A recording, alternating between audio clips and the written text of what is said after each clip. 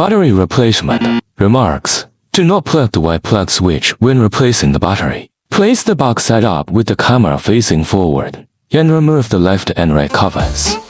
Next, we use the screwdriver accessories to remove the screws. Use a toothpick or other object to remove the old waterproof rubber ring and clean the old waterproof glue residue to make the shell clean and tidy. Speed up the cleaning process. We unscrew the battery screw and take out the old battery.